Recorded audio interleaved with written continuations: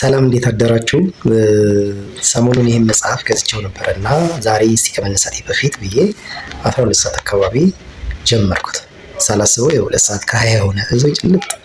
በጣም የሚገርም መጽሐፍ ነው።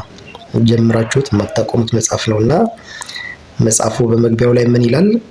ሰዎች በሰዎች ለመወደድ ብዙ ጥረት ያደርጋሉ፣ በእግዚአብሔር ለመወደድ ግን ብዙ ጥረት ብዙ ልፋት አያደርጉም ይላል እና ምን መጣልኝ?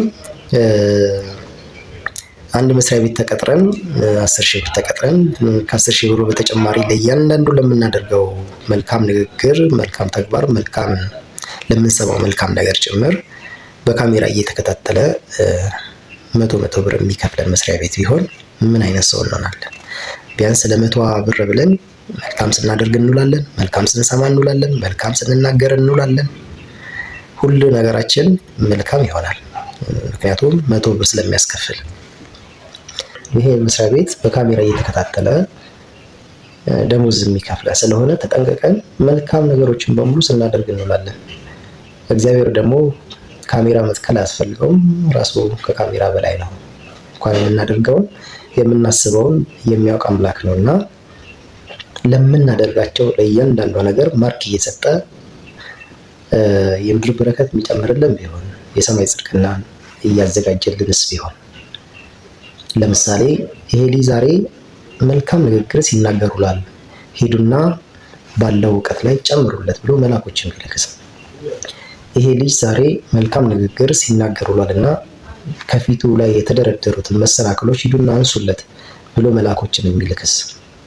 ይሄ ልጅ ዛሬ ሲሰማው የዋለው ነገር በሙሉ በስልኩም በቲቪውም ከሰዎችም ጋር ሲሰማው የዋለው ነገር በሙሉ መልካም ነገሮች ትኩረት ሰጥቶ ሲሰማው የዋለው ነገር በሙሉ መልካም ነገር ነውና ሂዱና ባለው ሀብት ላይ ባለው ንብረት ላይ ንብረት ጨምሩለት፣ በረከት ጨምሩለት ብሎ መላኮችን ቢልክስ? ይሄ ልጅ ሲያማትር የዋለው መልካም ነገር ነውና ባለው ለሰማይ ጽድቅና የሚያዘጋጀውን መንገድ አደላልሉለት ብሎ መላኮችን ቢልክስ?